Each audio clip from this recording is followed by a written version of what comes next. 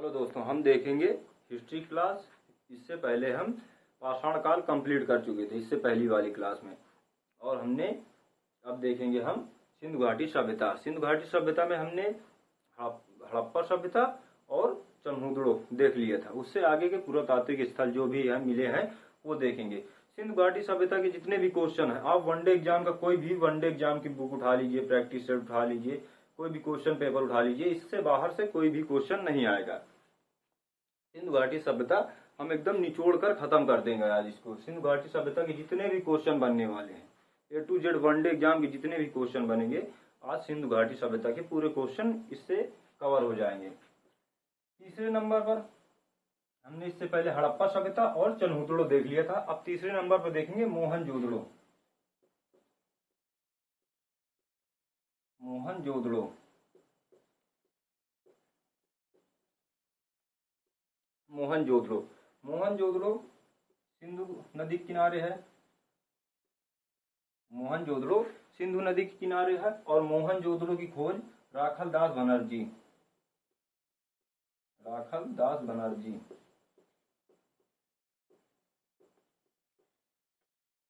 मोहनजोदड़ो की खोज राखालदास बनर्जी जी ने की थी। मोहनजोदड़ो में देखेंगे हम क्या क्या अवशेष हमें प्राप्त हुए। मोहनजोदड़ो की खुदाई के बाद हम देखेंगे हमें क्या क्या अवशेष प्राप्त हुए। मोहनजोदड़ो में देखा गया कि कब्रिस्तान नहीं पाए गए, बल्कि एक ही जगह पर बहुत सारी लाशों का ढेर पाया गया है। कब्रिस्तान नहीं पाए, बल्कि एक ही जगह पर लाशों के बहुत सारे ढेर पाए गए। ऐसा लगता था कोई भीषण युद्ध हुआ है। जिस तरह वहां पर एक ही जगह पर बहुत सारी लाशों के जो कंकाल पाए गए, ऐसा प्रतीत होता था कि वहां बहुत सारी लाशें इकट्ठा डाली गई हों, क्योंकि युद्ध के प्रतीक ऐसे लगते हैं क्योंकि किसी कंकाल का कोई संपूर्ण हिस्सा नहीं है, किसी का सर नहीं, किसी का हाथ नहीं, कोई यहाँ से टूटा है, किसी का पैर टूटा है। तो ऐसा प्रतीत होता था कि कोई बहुत भीषण युद्ध हुआ है। तो मोहनजोदड़ो को मृतकों का टीला या लाशों का ढेर भी कहा जाता है। मृतकों का टीला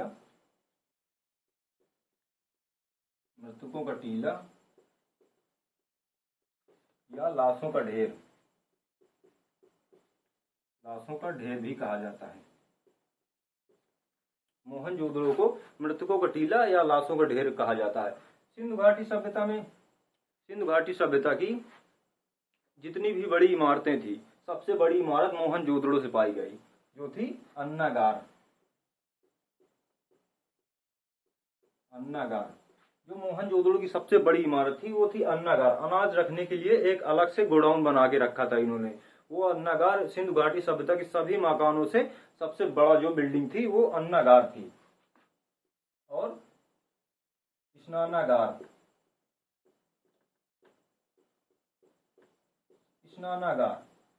स्विमिंग पूल, जिसे आजकल आप लोग कहते हैं स्विमिंग पूल, स्नानागार बना के रखा गया था। और स्नानागार इस प्रकार बना के रखा गया था कि स्नानागार में चारों तरफ से उतरने के लिए सीढ़ियां दी गई थी।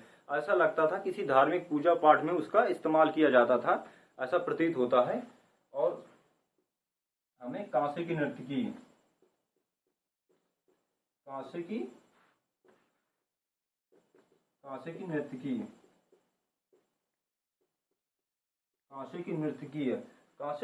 की मूर्ति प्राप्त हुई है।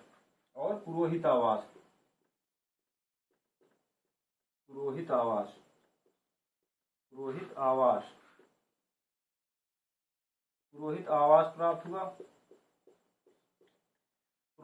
प्राप्त हुआ। ऐसा लगता था कि वहां पर ये लोग जो सिंधु घाटी सभ्यता के लोग थे वो धार्मिक लोग थे, क्योंकि पुरोहितों के रहने के लिए एक अलग से आवास बनवाया था, एक अलग से घर बनवा के रखा था पुरोहितों के रहने के लिए। और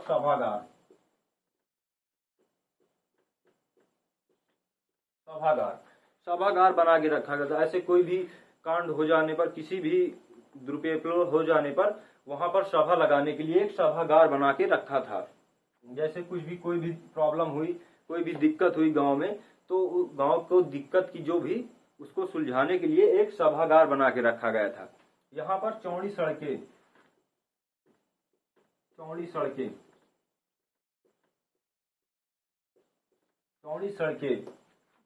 और पशुपति जी की मूर्ति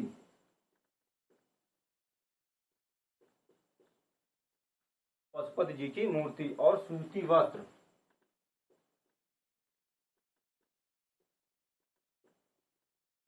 सूती वस्त्र प्राप्त हुए, सूती वस्त्र के साक्ष्य मिले हैं। सूती वस्त्र और तांबे का बहुत सारा ढेर, तांबे का ढेर, तांबे का ढेर भी प्राप्त हुआ है। अब देखेंगे next 4th number, 4th number देखेंगे।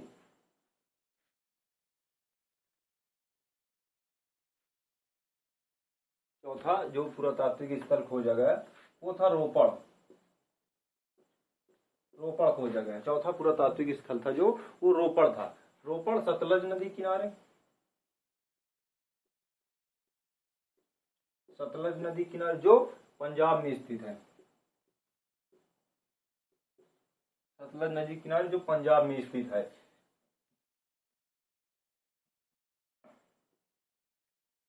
रोपड़ के जो खोजकर्ता हैं वो हैं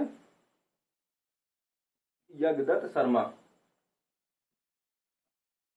रोपड़ के जो खोजकर्ता यज्ञदत्त शर्मा, यज्ञदत्त शर्मा, रोपड़ की जो खोज की वो यज्ञदत्त शर्मा ने की। रोपड़ में देखा गया हड़प्पा सभ्यता, रोपड़ में देखा गया कि पाषाण काल के जैसे अवशेष मिले हैं। पाषाण काल में हमने देखा था जम्मू कश्मीर में बुरजहोम में कि मालिक के साथ उसके कुत्ते को भी दफना दिया जाता था, वैसी ही कंडीशन यहाँ थी। यहाँ पर रोपड़ में भी मालिक के साथ उसके कुत्ते को भी दफना दिया जाता था। तो ये पाषाण काल के जैसे ही एकदम सेम जो व्यवस्था थी, जो यहाँ के नियम थे वो पाषाण काल के ही जैसे थे। जानवर को जो मालिक के साथ ही दफना दिया जाता था। और 5 नंबर पर देखेंगे हम लोग बनवाली, बनवाली रंगोई नदी,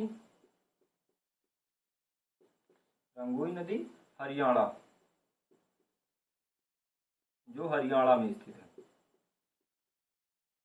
बनवाली रंगोई नदी जो हरियाणा में स्थित है। बनवाली से देखेंगे, बनवाली की जो सड़कें थी वो टेढ़ी मेढ़ी सड़कें थी। बनवाली की कोई भी सड़कें सीधी सड़कें नहीं थी, टेढ़ी मेढ़ी सड़कें और नालियां खुली हुई। ऐसा प्रतीत होता है कि बनवाली जैसे ग्रामीण सभ्यता थी, जैसे पाषाण काल की सभ्यता थी, वैसे ही यहाँ भी देखी गई कि यहाँ की जो सड़कें बनी हुई थी वो टेढ़ी मेढ़ी सड़कें थी और नालियां नहीं थी। नालियां जहाँ जहाँ थी वो नालियां खुली नालियां थी, नहीं तो घर के सामने पानी निकास के लिए गड्ढे बना के रखते थे। जैसे अभी के समय में देखा होगा किसी किसी गांव में घर की नालियां ना होने की वजह से घर के सामने एक गड्ढा बना के रखते हैं, वैसे ही यहाँ पर बनवाली में भी गड्ढे बनाकर रखते थे घर के सामने। तो यहाँ पर सड़कें टेढ़ी मेढ़ी, सड़कें टेढ़ी मेढ़ी, सड़कें टेढ़ी मेढ़ी और जल निकासी की अवस्था, जल निकासी की अव्यवस्था, जो जल निकासी की अव्यवस्था थी यहाँ पर। अब हम 6 नंबर पर देखेंगे कालीबंगा, 6 नंबर देखेंगे कालीबंगा। 6 नंबर जो स्थल खोजा गया वो कालीबंगा,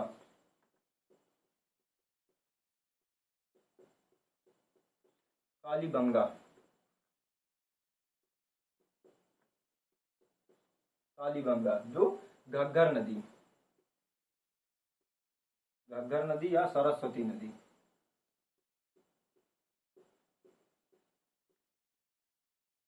कालीबंगा जो घग्गर नदी या सरस्वती नदी के पास है, ये राजस्थान में है। ये राजस्थान में स्थित है।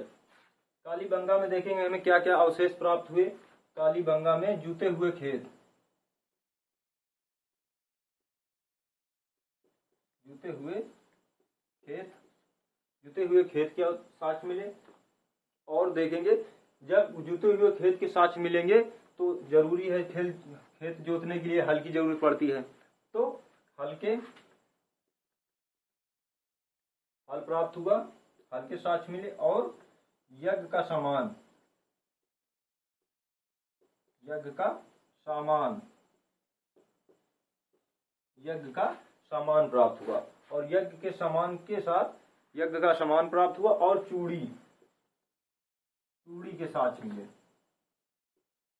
उसके बाद अलंकृत ईंट, हमने देखा था जो चनहुदड़ों में देखा था हमने, चनहुदड़ों में नक्काशी किया हुआ घड़ा और अलंकृत ईंट। वो ईंट, अलंकृत ईंट ऐसे था कि उसमें पेंटिंग की गई थी, उसको पेंट किया गया था, किंतु इसमें जो है वो अलंकृत ईंट में ही चित्रकारी की गई थी, ईंट में ही चित्रकारी की गई थी। और चनहुदड़ों में हमने देखा था उसमें पेंटिंग किया हुआ था, घड़े में पेंटिंग और ईंट में पेंटिंग किए हुए थे, और इसमें नक्काशी किया गया था, जैसे इसी में चित्र बनाया गया था। अलंकृत ईंट,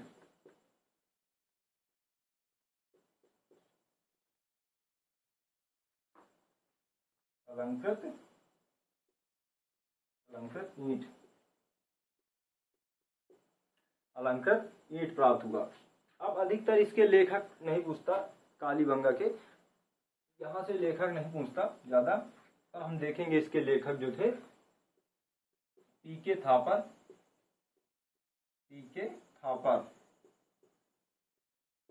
पीके थापर और बीबी लाल,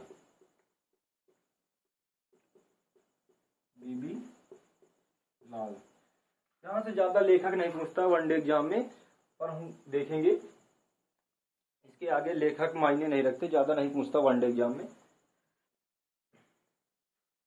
इसके बाद देखेंगे हम धौलावीरा, 7 नंबर पर धौलावीरा।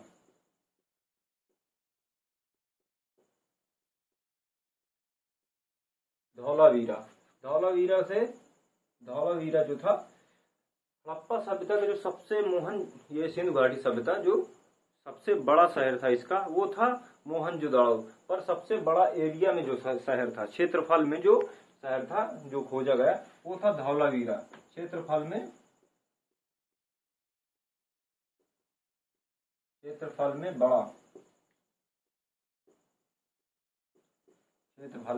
बड़ा धौलावीरा। इसके बाद 8 नंबर पे देखेंगे, 8 नंबर पे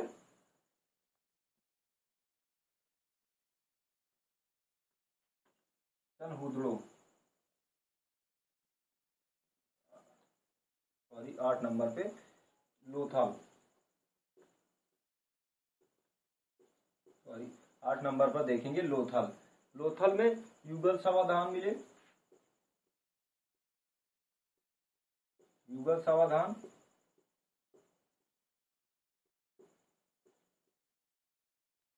लोथल में युगल समाधान मिले जो बताता है, लोथल में युगल समाधान मिले जो बताता है कि यहाँ पर 2 लोगों को एक साथ दफनाया जाता था। सती प्रथा,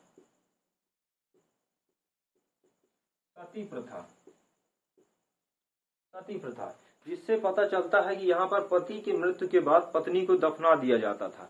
सती प्रथा, यहाँ से साक्ष्य मिले। लोथल एक व्यापारिक शहर था, लोथल एक व्यापारिक शहर था,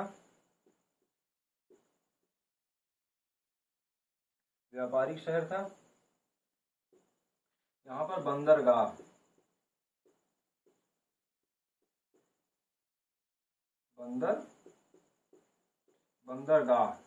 जो गोदीवाड़ा कहा जाता था।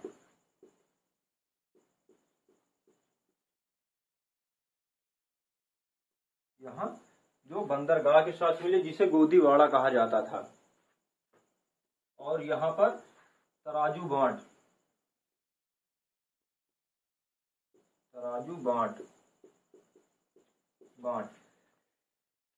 बांट के साथ में तराजू बांट इस समय के कोई भी बांट, मिनिमम इसके बांट का जो वजन था, लोथल के जो तराजू बांट के साथ मिले और इनके बांटों का जो मिनिमम वजन था वो 16 किलोग्राम था। 16 किलोग्राम का मिनिमम बांट था। और यहाँ से फारस की मोहर,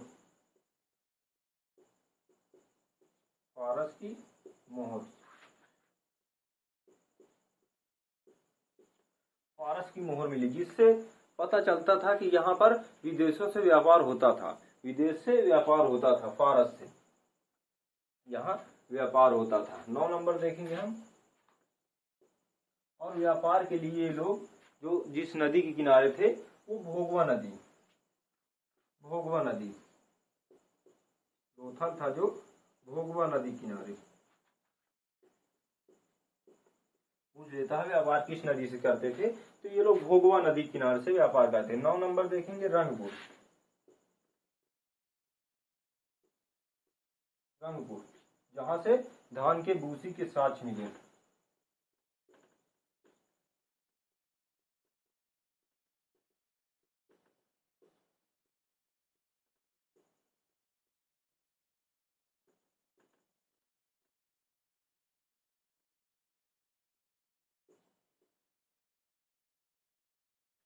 धान के भूसी के साक्ष्य मिले। 10 नंबर पर देखेंगे हम लोग, जो 10 नंबर शहर खोजा गया, तो 10 नंबर शहर था उसको देखेंगे।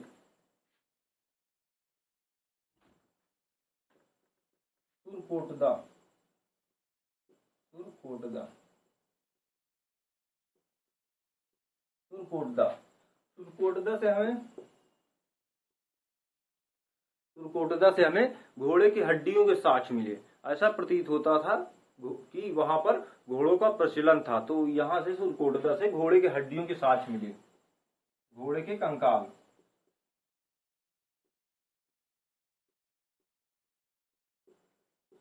घोड़े के कंकाल के साक्ष्य मिले। और यहाँ पर कलश सावधान।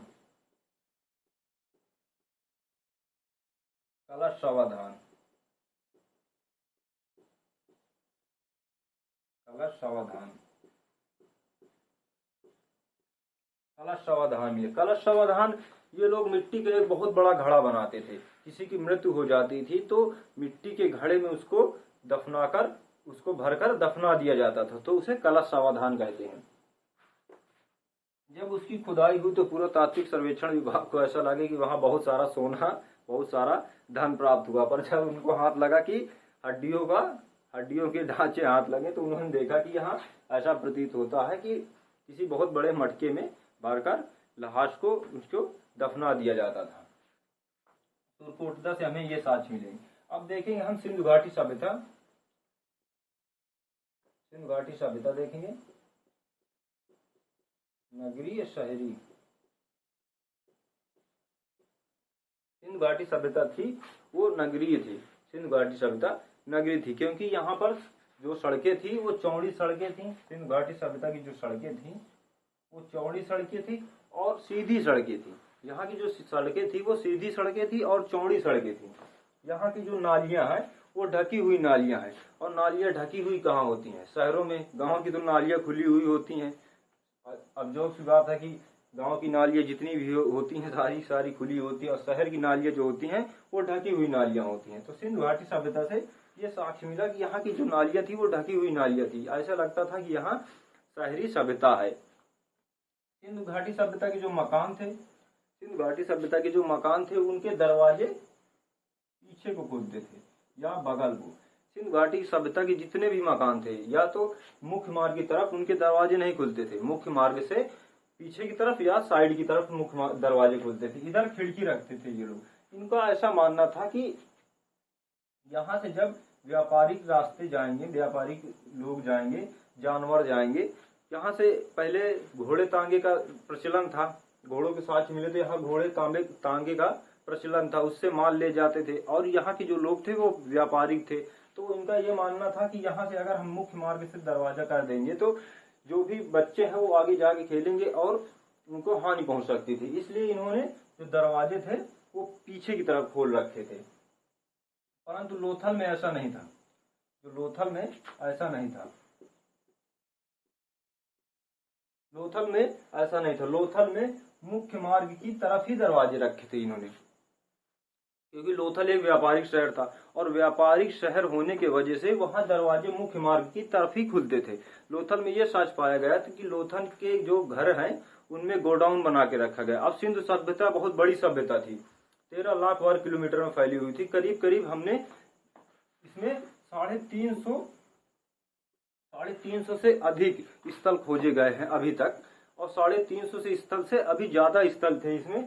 तो सारी जगह से जो व्यापारिक जो भी सामान आता था वो लोथल आता था। लोथल में देखा गया कि गोडाउन टाइप बना के रखे हैं ये लोग। तो लोथल के जो घर थे वो इनके दरवाजे मुख्य मार्ग की तरफ ही खुलते थे।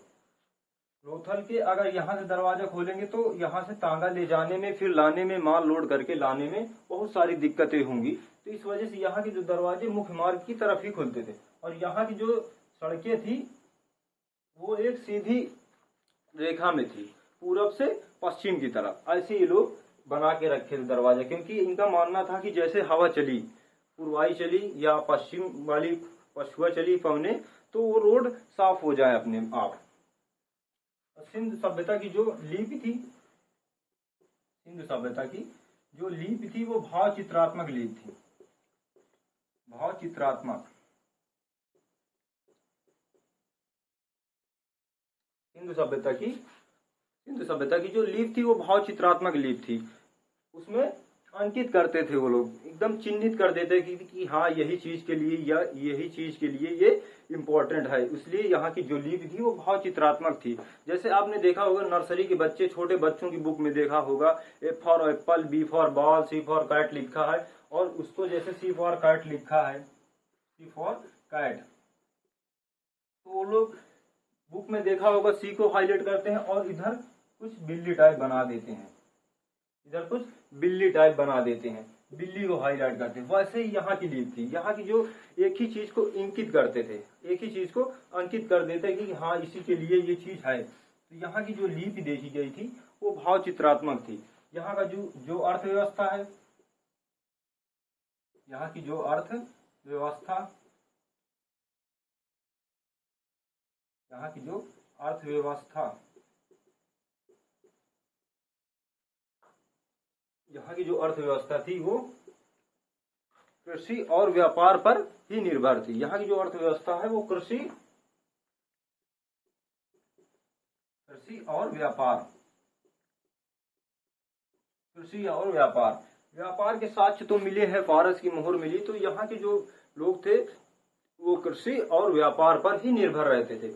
यहाँ के लोगों के सिंधु सभ्यता से गाय के साक्ष्य नहीं मिले, गाय के साक्ष्य नहीं मिले, और तलवार के साक्ष्य भी नहीं मिले। इससे प्रतीत होता है कि यहाँ के जो सिंधु सभ्यता थी वो एक शिक्षित सभ्यता थी।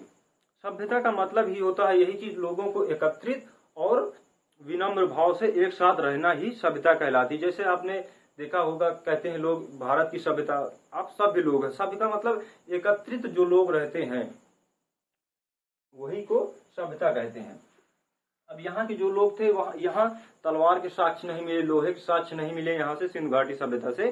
तो यहाँ के लोग जो थे वो शांति प्रिय लोग थे।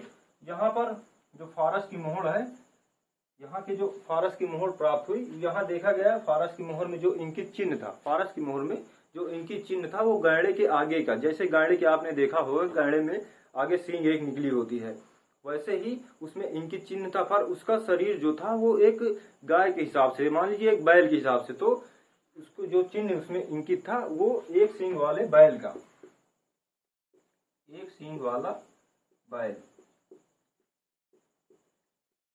उसमें जो चिन्हित था वो एक सींग वाला बैल ही था। और सिंधु घाटी सभ्यता की जो अर्थव्यवस्था थी वो कृषि और व्यापार पर ही निर्भर थी। सिंधु घाटी सभ्यता का जो समय काल था वो 2500 बीसी से 1750 बीसी, 2500 बीसी से 1750 बीसी की लगभग करीब 750 वर्ष सिंधु घाटी सभ्यता का जो समय काल है वो लगभग 750 वर्ष काल माना गया है। सिंधु घाटी सभ्यता का जो पतन है, सिंधु घाटी सभ्यता का जो विनाश है, ऐसा माना गया है कि बाढ़ को माना गया है। सिंधु घाटी सभ्यता का जो विनाश है उसको बाढ़ को ही माना गया है। जब सिंधु घाटी सभ्यता का विनाश हुआ तो कहते हैं सिंधु घाटी सभ्यता के समय बाढ़ इतनी ज्यादा आ गई थी जिससे नदियों का पानी बहुत ऊपर उनका लेवल चला गया, जिस वजह से नदियों किनारे ये लोग बसे थे कृषि करने के लिए, और उनका लेवल इतना बढ़ गया कि इनकी जो भी अर्थव्यवस्था, इनके मकान जो भी थे, रहने का जो सिस्टम था वो सारा का सारा नष्ट हो गया। तो इनके सिंधु घाटी सभ्यता का जो अंतिम विनाश का कारण है वो पानी और बाढ़ को माना गया है। अब हम देखेंगे मेसोपोटामिया सभ्यता नेक्स्ट क्लास में।